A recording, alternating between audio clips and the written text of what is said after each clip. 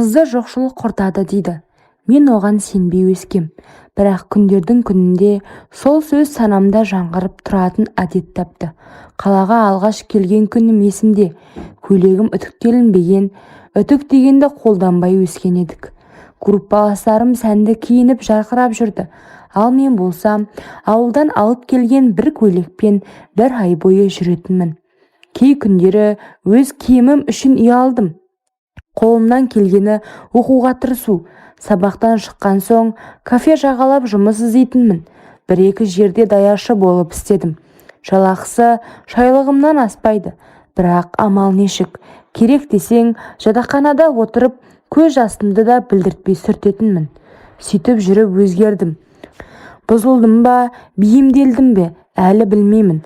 Бірақ әп-әдемі гүлдей жайнап тұрған мен көше жағаласып, түнгі көбелек болатынымды білмедім. Түрім әдемі, көшеде көз тастап, айналып қарайтындар көп. Мүсінімді келісті.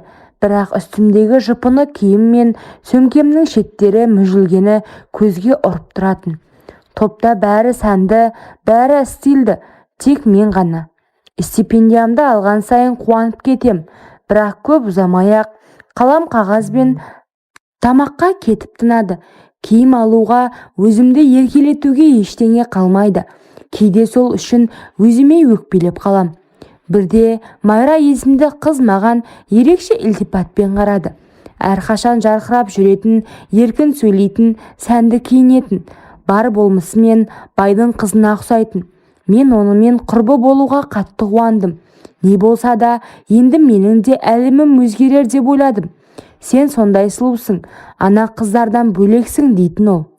Рахмет деп жымиып қана жауап берем. Ішімде бір қуаныш мені байқапты деген. Бірақ уақыт өте келе шындық ашыла бастады. Майра байдың қызы емес, ол жаман қызға айналған екен. Бірақ онысын кейін білдім. Ол да мен секілді өмірдің шетінде, бірақ шеттетілмейтін деп жанталасып жүрген бір бейбақ. Майра екеуміз шын достасып кеттік. Жан құрбы болдық. Ол мені барлығына үйретті десем де болады. Бірде ол маған, мен сияқты болғың келе ме қыз? Мен сияқты ақшадан тарықпай өмір сүргің келе ме деп сұрады. Мен қандай жұмыс екенін сұрамастан, бірден иә деп басымды изей бердім. Ол мені өз ақшасына салонға апарып, бояндырып, шашымды қидырып, әдемі көйлек алып берді. Содан түнгі клубтан бірақ шықтық. Құлақ шыдатпайтын көңілді музыка.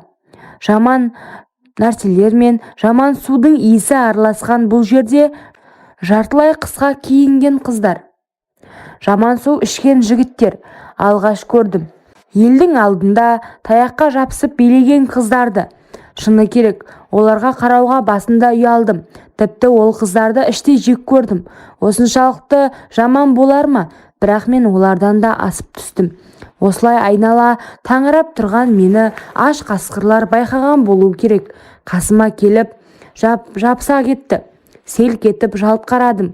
Жаңадан келдің бе деп ыржың еткен жігітті жақтырмай, жоғалары деп қабағымды түйдім. Майра мені тыныштау жерге апарып, «Қызау, сен олай сөйлеме. Бұл жерде бай жігіттер. Жаңа жігітте өте бай. Біз ақшаны солардың көңілін тауып аламыз. Олар қасыңа келсе үндеме, барлығына келсе бер», деп мені өзінің кәсібіне үйретіп жатты. Жоқ, маған бұндай орта ұнамайды деп кетуге оқталдым. Майра мені құшақтап, мені жалғыз қалдырмашы, тек жігіттердің қасында отырып шырын ішеміз. Сол үшін ақша төлейді. Тез байып кетесің, бүгін байқап көрші деп мені әзер көндіріп қайта ішке кірдік. Әлгі жігіт Майраны танитын болды. Ол көзін қысып, маған құрбыңды бересің ғой, иә деп күлді. Содан ол жігіт мені биге шақырды. Барғым келмеген. Майра маған, бар, билеп кел, көңіл көтер деп itергендей болды. Ол жердегі би есінен алжығандардың биі сияқты. Содан ұялып, қысылып, ағас сияқты әрең қозғала билегендей болдым. Майраның қасына келгенде сусын дайындап қойыпты. Сол бір сусын өмірімнің мәнін құртты. Сол сусыннан соң мен әлгі жігіттің қойнынан бір шықтым.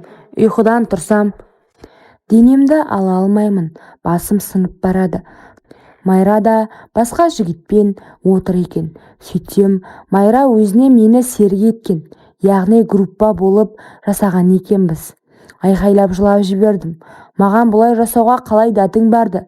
Майра, сені жек көремін деп айқайладым. Майра мен әлгі байдың еркесі де тұрды. Туф, даусың жаман. Майра, мынаның үнін өшірші деп маған қарады да әмияннан 3 қағаз $100 лақтырды. Майра асығып киініп, бәрін түсіндіремін, жүр кеттік деп ақшаны сумкаға салып, мені сүйрегенде алып шықты. Майра жол бойы бәрін түсіндіріп келеді. Мен көз жасыма ерік беріп жылап келемін. Бір кезде банкке кірдік. Әлгі 3 қағаз $1 теңгеге айырбастады. Теңгеге айналған ақшаны көріп шоқ болдым. $1 дегенді алғаш рет көруім ғой. Осынша ақша болады деп ойладым. $300 ол кезде 135 000 ақшаны қолыма ұстағанда жылағанымды ұмытып кеттім. Майра өзіне ақша алмады, бәрі сенікі деп қолыма ұстатты. Ол кезде 135 000 теңге өте көп ақша еді. Алғашқы күнәмді $300 мен алған едім. Одан кейінде неше түрлі жындылармен Майра екеуміз бірге болдық. Олар не десе соны жасаймыз. Байдың еркелері үшін ақша деген проблема емес еді. Бір күні бізді тауға шақырды. Сол жақта ішіп-жеп көңіл көтеретін болдық. Көбіне клиентті Майра табатын еді. Ақшасына да келісетін сол. Сөйтсе клиенттеріміз жаман нәрсе қолданатын адамдар екен.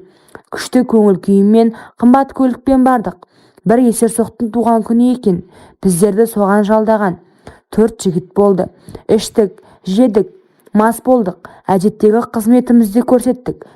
Десе де татып алған жындыларға бұл аздық етті. Көз алдымда дәретке отырды.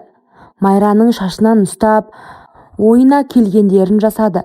Қалғандары бұл көрініске мас. Майра да ішіп алған еді. Ашуланып кеткен болу керек. Әлгі есерсоқтікін тістеп алды. Ол ойбайлап Майраны жерге теуіп жіберді. Мынауың құтырайын деген екен деп ашуға мінген ол жерде жатқан Майраны шешіп лақтырды. Бөтелкені алды да оны қинады. Құрбымның жан даусы шығып жалынды. Мен жүгіріп барып, олай істемеші дей беріп едім. Бетімнен жұдырықпен бір қойды. Мұрным қанап, көзімнен жас бұрқ етті. Мұрным қанап тоқтамай жатыр. Шеміршегі тайып кеткен бе, бетім ісіп кеткен. Анау сорлының ашуы басылмай, құрбымның жылағанына қарамай ойына келгенін істеді. Қанша жалынса да ол тоқтар емес. Құрбым үшін жанымды құюға даяр мен шашлықтың үшкір таяғымен ол албастыға қарай жүгірдім. Оны өлтіргім келді, бірақ кім екенін білмеймін. Артынан біреу келіп, басымнан бір ұрды. Есімнен танып құладым. Таң атқан кезде ғана ояндым. У-шу басылған, адамдардың даусы естілмейді. Тұрайын десем басым ауырып барады. Екі бетім де үрленген шар секілді ісіп кеткен. Үсті басым қан, басымда киімдерім де көрінбейді. Ал Майра жерде жатыр. Әлгі албастылар құрбымның арғы жағына ағаш тығып кетіпті. Қиналып әлсіреп жатыр. Шыдамай оны суырып алып едім. Соңғы даусы шыққан құрбымның даусы әзер шығып жүріп кетті. Қасына әзер жеттім. Майраны құшақтап тұршы деп жалынсам да тұрмады. Тек екі көзі ашылып жабылмай қатып қалғандай, денесі де былқ-сылқ. Кешке дейін өлі дененің қасында отырдым. Ешқандай адам жоқ. Әлгілер қашып кеткен. Біздерді өлді деп ойлаған ғой. Үмітім үзіліп, мен де құрбым сияқты қиналып өлемін деп жыладым. Алладан кешірім сұрай бердім. Әттең, бұндай теріс жолға түспегенімізді осыншалықты өлім азабын құрбым тартпас еді. Кеш қарайып келеді. Көліктің дыбысы естіліп, қызық қуған жастар екен. Әзер тұрып алдарынан шығып көмек сұрадым. Содан жедел жәрдем, милиция келіп тергеу басталды. Мен ауруханада жаттым. Өзіме келген соң қолыма кісен салынды. Тергеу бұрмаланып, ақшаның күшіменен мен сорлы өз құрбымды өлтірді деген ауыр айыппен сотталдым. Байдың еркелері біздерді мүлдем танымайтын болып шықты. Қылмыс болған күні әлгі төртеуі бильярдта клубта туған күн тойлапты. Және куәгерлер бар. Әрине сотты сатып алды. Жазықсыз сотталып кеттім. Әлгі ағашта тек менің саусақ ізім ғана табылған деген қағазда шықты. Айыпталушы деп менің не үшін қылмыс жасағанымды олар айтқанда жылап жібердім. Ақша үшін құрбым Майраны алдап тауға апарыппын. Сол жерде екеуміз төбелесіппіз. Яғни марқұм Майра мені ұрған. Мұрнымның сынғанына ашуланып, мен Майрамен төбелесіп, арғы жағына ағаш тығып қинаппын. Осындай қылмысты тергеушілер қолдан жасап, мені түрмеге қамады. Әке-шешем жылап қалды. Менің жаман жаққа кеткенімді сотта естіді. Оларға өте ауыр болды. Мен сорлы әке-шешемнің беттеріне қарай алмадым. Бірақ мен қылмыскер емеспін. Түрмеден шыққалы 7 жыл өтті. Еш жер жұмысқа қабылдамайды. Тіпті еркектер де мені әйел етуді қорқады. Танысып біліскен соң, түрме көрген жан екенімді айтсам, шошып кетеді де қарасын батырады. Туыстарым менен әлде қашан бас тартқан. Қазір шағын дәмханада еден жуып, пол жуамын. Жалғыз басты әйелмін. Жасыма жас қосып, жыл сайын қартайып келемін. Нәпсі арқылы ақша табамын деп, ғұмырымды түрмеде өткіздім. Қазір жастардың көбі оңай ақша тапқысы келеді. Бұлай жасамаңыздаршы. Арам ақша еш уақытта байлық болмайды екен.